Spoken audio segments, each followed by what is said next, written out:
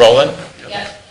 All right, I would like to call to order the regularly scheduled Township Trustee meeting for August 15th at 5:03 p.m.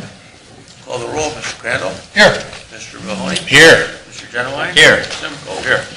We stand for the Pledge of Allegiance. I pledge allegiance to the flag of the United States of America and to the republic for which it stands, one nation, under God, indivisible, with liberty and justice for all.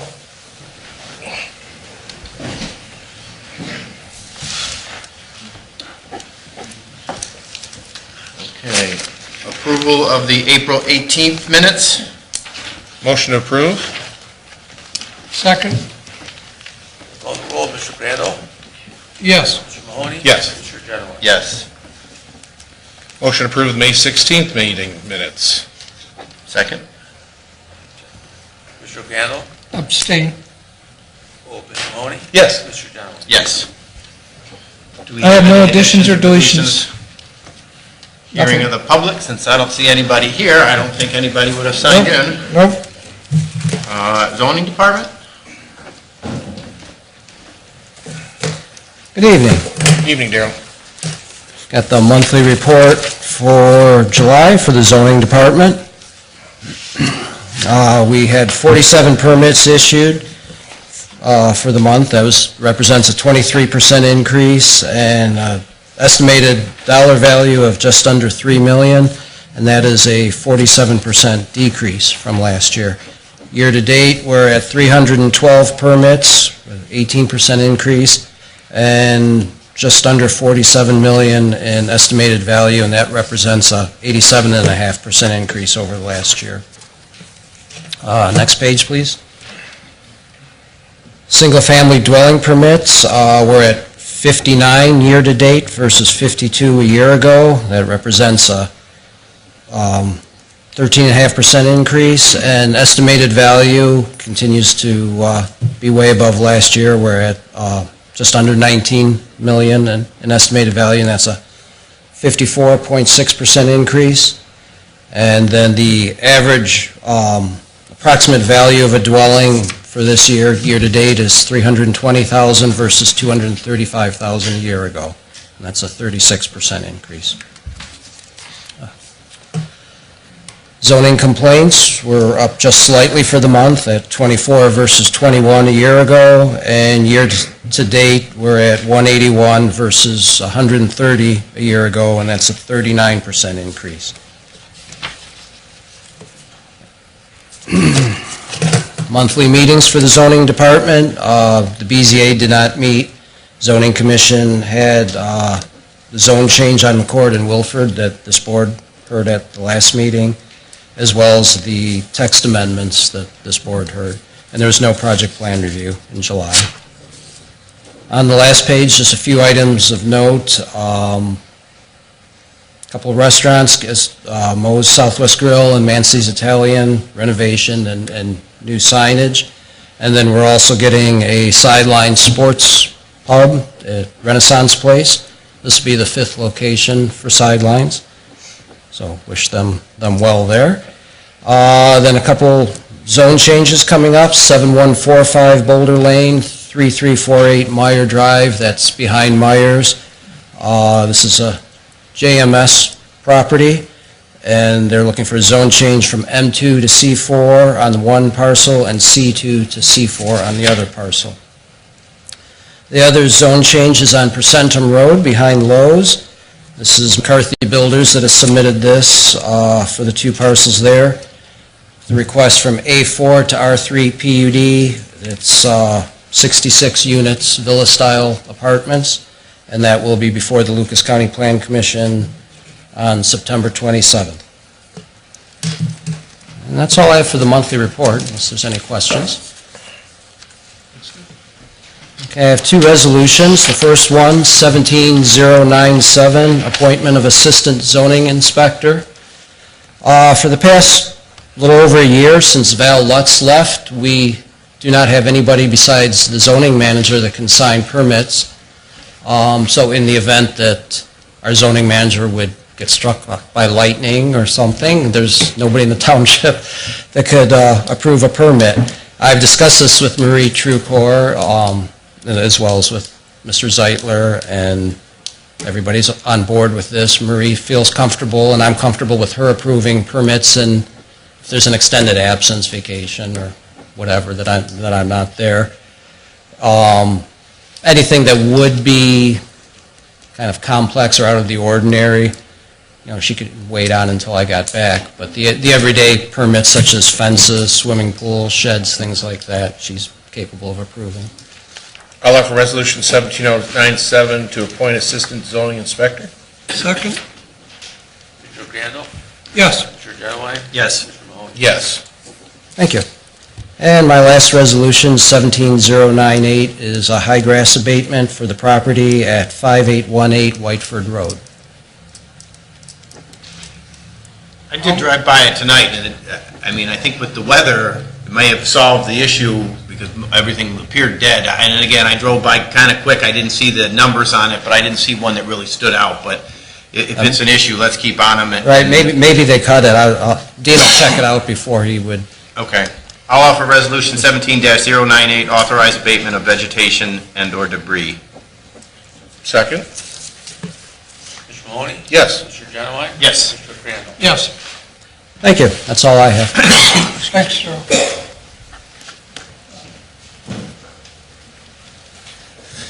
Evening. I got the monthly report for July. The road department, you saw our new sweeper out there. We did use it 2 rounds of sweeping throughout the township. Seems like a long time ago, but we did support the fireworks display out there with barricade materials and no parking. We continue our sign upgrade throughout the township, continue the annual just mowing and vegetation control throughout the right-of-way. We're doing basin repairs. We had 168 scheduled this summer. We've completed 76 of those. We continue to, the crews on the road department really hone their skills in concrete in placing the Americans with Disabilities Act's walks. They've become pretty skilled at that, so we've did a lot of prep work for surfacing projects for next year and beyond. And some of those areas are Farm Brook and the Monarch Meadows area that will be scheduled. We did 55 locates out of 411 tickets for oops. And we did some Elmer ditch clearing as just a lot of overgrown vegetation along the roadway and a ditch line there. And we continue throughout the summer to have a height and sight crew out trimming. They, trim vegetation away from signs and areas that's hard to see when driving. Did a little bit of hot mix this summer, specifically mostly in the areas where we're doing the concrete work. But in the service department, we continue routine fleet maintenance. We did install a new AED in the service department. All the service department and road department members were trained on it. The fire department was notified, and I believe Ryan Sedlock is his name. He placed that on an app, so it's available to the to the public. If there was an emergency at the bank, somebody could pull this app up called Pulse Point, and they would be able to know that there's an AED there. So we have 2 of them in the facility now, one up here in the administration building and one in the road department, because the service guys and the road guys cannot access this at night when they're in on overtime or things like of that nature. And also the fire department has access to our rear area here through the gates, so they could also access that if they were in the area and needed it. The service department, we're rebuilding some brine tanks, preparing for winter for our salt, and they received the Ford Explorers for the police department. They started building a new 20 and 28 since I wrote the report, and they're fairly almost complete on those 2 vehicles. They just have a few more items to acquire and put in them yet. But and then the miscellaneous items and repairs they've done through the different departments.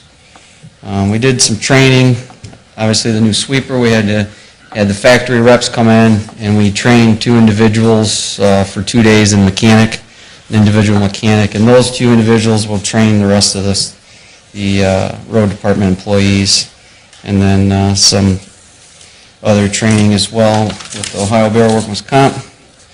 On page 2, if you sign the resolution, I think you had something on there, Mr. Genowine, regarding the resurfacing project that was sold. Those are the rest of the roads. Number 2 there, 2017 resurfacing project, non-OPWC, would be Wood Lake, Woodbrook, Wood Meadow. That area is behind Amy's Pizza, that subdivision back there, if you're familiar with that. And then San Luis Way, Forest Brook, Trotter. The Trotter extension is not specifically part of that one project. That is an additional add-on project that is just being funded through the road department. And the rest of the projects you can see we're either in the process or have completed. That's all I have if you got any questions. Looks good. Thanks, Robbie. Hey, thanks for bringing the sweeper out. It's nice to see where the money goes. Thank you.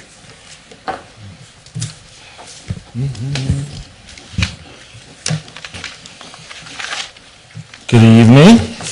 Hey, Chief. First, I want to thank the road department. They've been helping me out on several small little projects we had. We had during the wind in the spring, we had a fence blow over at number 3's, and we didn't have the equipment to be able to repair it, and the guys came out and actually were able to help us get the concrete out of the post holes and stuff so we can put new ones in. So we really do appreciate that Rob sends his guys out and does help us with that. So I got guys with pitchforks and all that stuff, but I don't know if we could have moved that kind of concrete, so it was nice for them to be able to do that for us. So we do appreciate that. Pages 2 and 3, you'll see our numbers are up again. July was a quite busy month. Our year-to-date totals are up about 600 incidents, so like I said, we're definitely up from last year. Page 4, again, we went into the auto aid with Richfield, which really is working out real well. The 1 week in July, we had a working structure fire on McCord Road. We had an electrical underground fire off of Mitchell, and then the very following day, we had a working structure fire on Erie Street.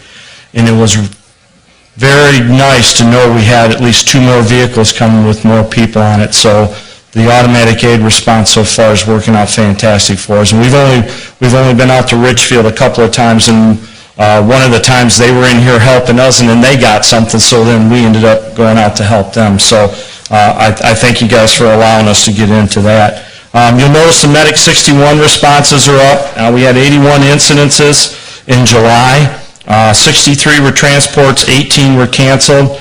And again, I really don't like that number of POVs and people deciding to go by themselves up in the teens like that. We're even finding that at 10, 11, 12 o'clock at night, and even 4 or 5 in the morning, that we don't have private ambulances available. And I'm not quite sure where that is, but I think that's why some of our numbers are up on the POVs. Plus, during the middle of the day, it's been, I think everybody is just running crazy, and there isn't ambulances available. So the community risk reduction, having Shane Hillard on 8-hour days has really helped Deputy Chief Freilich.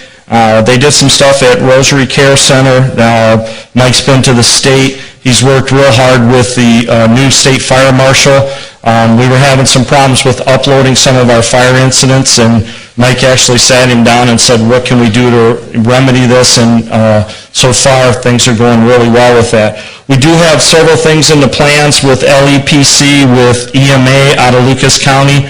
We're going to do a tabletop coming up that's going to incorporate all Springfield. It'll have Richfield. It'll have the police departments. We have one going to happen at Kingston, and another one's going to be down here at Canberra that's going to incorporate hazmat. So you'll see more to come with that. The guys are working real hard on the tabletop. And what they do is tabletop one year, and then they do a slight exercise the next year, and then a full scale like in the third year. So we will have a full scale both at Kingston and we'll have one at Canberra. Notable projects, plan reviews are up, state inspections, acceptance tests, there was only one for the month. There were 104 inspections completed in the month, which was really good. As far as our training, we continued to work with a part-time gentleman that we hired. They did finish up over here at the church with hose and search and rescue, and then we went to our burn tower, so they had live fire training. Every guy on the department and gal had Lucas County software. Lucas County went to a new software. Every person's been trained at least 4 hours for the new ESO reporting software. Myself, Captain Fry, and Chief Nye went to Cleveland for a couple days for emergency reporting seminar. Very helpful. It allowed us to clear up some of the problems that we were having.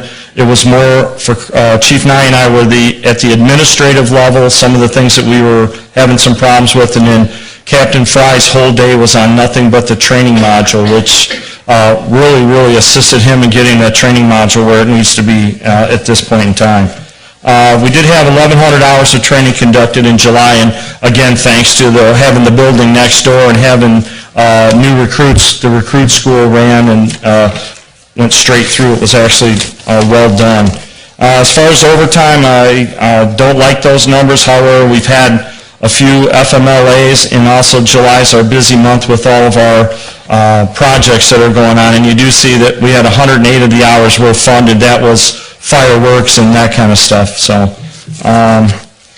and on the last page, a young lady had a problem with a smoke alarm, and the guys were able to get some smoke alarms and go back after they had been to her residence, and they were able to put some up, and she wrote a nice note saying her husband had strokes and wasn't able to do it anymore, so very thankful that the guys were able to do it. In closing, the only thing I have is I have a kind of a sad report. The young lady from McCord Road's fire passed away on Friday, so our guys take stuff like that pretty hard because they worked real hard to get her out of there, and then I tried to tell them they gave her family some time to at least gave her an opportunity. If they wouldn't have gone and got her, she wouldn't have made it past that day. So, but actually the crew you just talked to outside, that's the crew that pulled her out of there. So, okay, anything more for me? All right, yes sir. On your POVs, are you saying that our unit was in service and then there was this? Well, what's been happening, John, is like if one's is out, if one's is on the run, engine 61, I'm cross-staffing it, so the 3 guys that are on the engine can't take they're not in the ambulance. Okay. So we're waiting for a private ambulance, and if they're busy also, and what's happening is if we're getting a 20, 30-minute ETA on those, people are deciding to go in their own vehicles, so. Yeah, so it's trying to balance that to make sure we have it in service, but also not go against what we did with the levy, so. Anything else? All right, thanks. Thanks, Mike.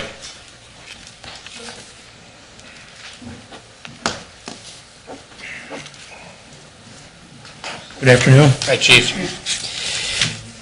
You have before you the monthly report for the month of July, and on page 2, you'll see the different calls in the dispatch.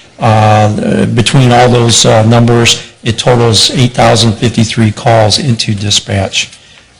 Page 3, calls for service. I'm happy to report that we're down some. That's at the top there. You'll see that property damage accidents were down considerably, and injury accidents were also down. It's a smaller number, but a decent amount. As far as offense reports, we're down considerably in burglaries. We're down in robberies. Strangely, we're up in domestic violences and up in assaults. I think the kind of crimes that you really can't prevent. We are down in identity thefts. We're down slightly in OVIs. We're down in thefts, and overall, including all the other types of reports, we're up a decent number. So we're getting a lot of different kind of things now. Page 4, you'll see that the prisoner transport cost to transport prisoners to and from court with Sylvania Police Department continues to be a good deal for us, and they're happy with the arrangement too. It's not costing us much money at all with the contract that we have with them. Page 5, you'll see the detective caseload, just in the right column. You're familiar with it now, but there were 49 cases assigned, of which 25 were cleared, 24 remain active. They cleared 31 prior cases from prior months for a total of 56 cleared in the month of July. Page 6, you'll see the activities of our detective assigned to the DEA task force. They had a pretty active month. You can see that they did seize quite a large sum of money, and there's a little bit of a description in there how that came to be. Page 7, you'll just see some of the activities of our K-9 unit. Once again, we are down. He's working midnight, so that's he's trying to be a little proactive and generate some, get the dog some practice and generate some activity and such. Page 8, you'll see just some of the community affairs listings. Obviously, they're not teaching there in the schools now, but of note, I just want to talk briefly about the July 3rd fireworks. I think I did before, so I won't spend much time on it. I think this year it went better than it ever has. It keeps getting to be a larger event, and we got traffic cleared out of there in record time. It went very, very smoothly, and I want to thank Rob with the road department and Chief Ram with the fire department. You know, we really work as a team. We needed a ton of barricades, and Rob got them out there for us, set them up in the exact locations we needed them, so it was minimal work for us. And then, you know, with the fire department in there, in the facility, to take care of any kind of medical issues and such, let alone, you know, the fireworks and keeping that site safe, and Officer Tollison working with the fire department and the chiefs and such. So, we got it down pretty good. I think it's, you know, it's a good family, safe family event, and no issues at all this year. Page 9, you'll see on July, an entry for July 14th. This is money that, having that detective in the DEA task force, this is money that we received as a result of money seized in arrest. And I was just told about a week ago that we've got another $15,000 plus that should be coming in within about 3 weeks or so for another seizure and arrest. So, and you know, most importantly, he's doing good work in Northwest Ohio, you know, attacking these drug dealers and such. You see on the bottom of the page there the Sylvania court revenue. On page 10, you'll see our overtime. I will say that quite a few of the patrol hours there are officers that are working traffic grants. We tend to work those more in the summertime here. And I know on the board, posted along with the projects, there seems to be something all the time, plus when I go in the right stuff and see the overtime. But the good thing about it is we're reimbursed 100% for those working those traffic grants. So that skews that figure there for patrol quite a bit. And then dispatch, as you know, we're still one short. That person has given notice to his prior employer, and he has passed his physical and psychological, and we're aiming to get him started August 28th. Also, because of his prior experience with UTPD, we're thinking that he's going to have a lot shorter training period, so that we can get him on board as a full-time dispatcher that much sooner. One thing of note, too, that I wanted to mention, I just wrote myself a note, is back on August 7th, actually I got a real nice follow-up phone call from the one resident on Springwater. Right at the beginning of day shift in the morning, we had a burglary on Springwater, which is over across from Myers there in one of the newer parts of St. James.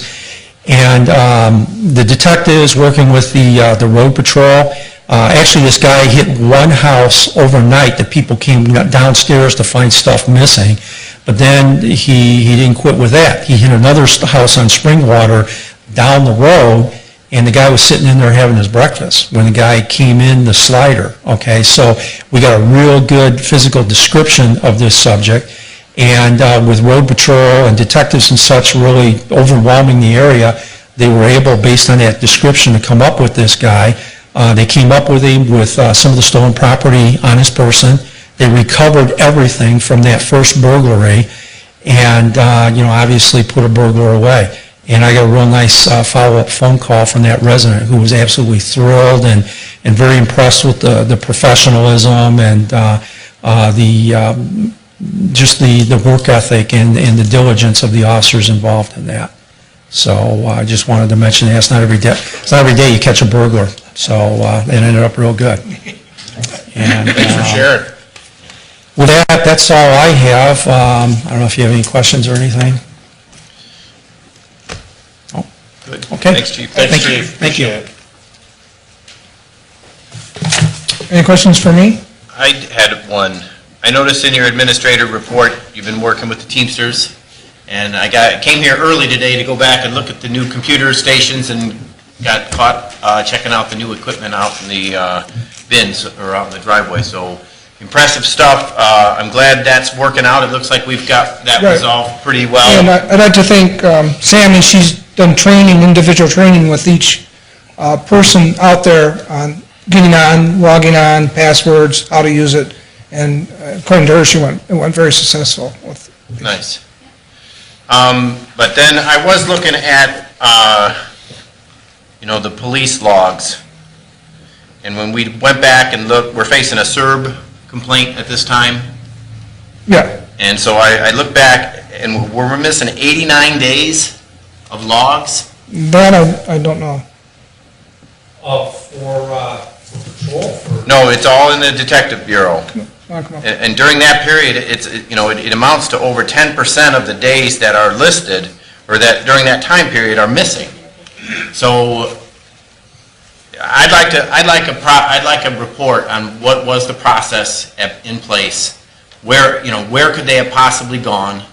And again, that was part of what I was looking for, ADP, part of their whole package solution things, but when I finally started looking back at this stuff, when I had to address the SERB complaint, I was just dumbfounded that, over 10% of the logs were missing. So I'd like some sort of report in terms of, what was the chain of command at the time, what happened to them, and what are we doing about it? And I know now we attach them in Right Stuff, so moving forward, I think that will be, it's solving itself, but that's quite a number. Okay, do you have a time period there? February 2015 to December 2016. Okay, but a total of 89 days in that period. Well, it was in the email from Deputy Chief Reddig. Okay, we'll look into it. Yep. Okay. All right. Thank you. Fiscal Officer. There's not much to report. You guys see the numbers here, and actually our income revenue is doing fairly well. What's expected, our expenses are actually good. We're less than the standard mean for 7 months, so I think that's a good sign, because we're holding our own on expenses, which is what we really focus on here. Because our revenues, as you got all those pretty well fixed, but the expenses are looking good. Everyone is below where they should be, so that's good. But that's all I have really on that.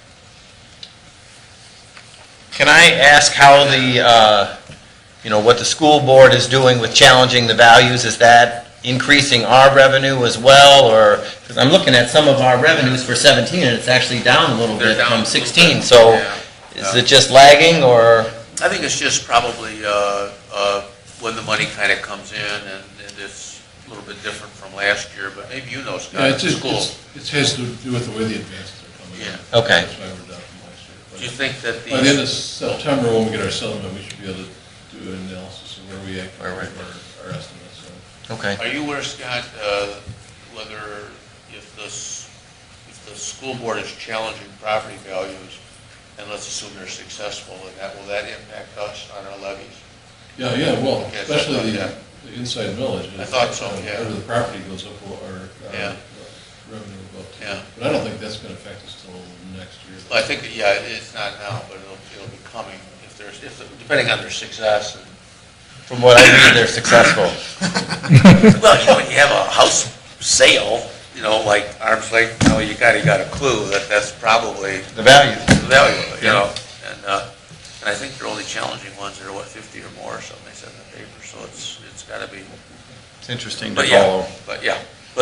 and then I have one resolution, and it's 17-099. And we need to increase the general fund contracts account. And it's $8,000, so I'd ask that you pass this resolution. I'll offer Resolution 17-099, appropriation from unencumbered balances. Second? Mr. Crandall? Yes. Mr. Mahoney? Yes. Mr. Genowine? Yes. That's, of course, it for me. Nobody signed in from the hearing of the public? Nope. And, I had one comment in the open discussion. yeah, We're still behind 2 sets of minutes. I'd like to see us get that caught up. I think there's a meeting in July and then our last meeting. And, I thought, I'd suggest that maybe if we hold a set of minutes, let's police ourselves so that the next meeting we get it. We had them today back in April. I think that's too long to go. Yeah, I'd like to Sam and I see talked about that. Police that a little Yeah. better. We should have all minutes at the next meeting. Any previously all these meetings we're missing will be on the agenda. I'm losing track, but I think we're behind 2 sets right now. I'm having trouble listening to them online, so if I wanted to clarify something, Yeah. like I can no longer go out there. I mean, I know people listen to us live, correct? Mm-hmm. And so I would think that they would be able to go out tomorrow and listen to us as well, correct? Or is Right, it- yep, as soon as the meeting's over, it's uploaded to the website. Okay. So it's, Is we it- use Internet Explorer. I would probably say yes, I don't know. Oh, my IT experience. But, okay, just so we have that, maybe it is something, I might come in and sit with you for a few minutes and make Yeah. sure that my, Do you have a laptop that you use? I do. Yeah, if you want to bring your laptop in, we can make sure it's all. Okay, that sounds great. Okay, I'd like to offer a motion to go into executive session at 5:35 to discuss personnel in the police department. Second? Mr. Crandall? Yes. Mr. Mahoney? Yes. Mr. Genowine? Yes. All right.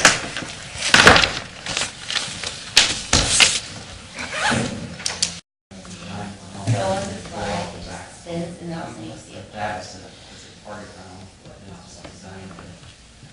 Okay, we're good. Okay. We'd like to offer a motion at 5:54 to come out of executive session. Second? Call the roll, Mr. Crandall? Yes. Mr. Mahoney? Yes. Mr. Genowine? Yes. I would like to offer a motion to adjourn at 5:55. Second? Mr. Crandall? Yes. Mr. Mahoney? Yes. Mr. Genowine? Yes. Thank you. All right, good night, everybody. See you guys.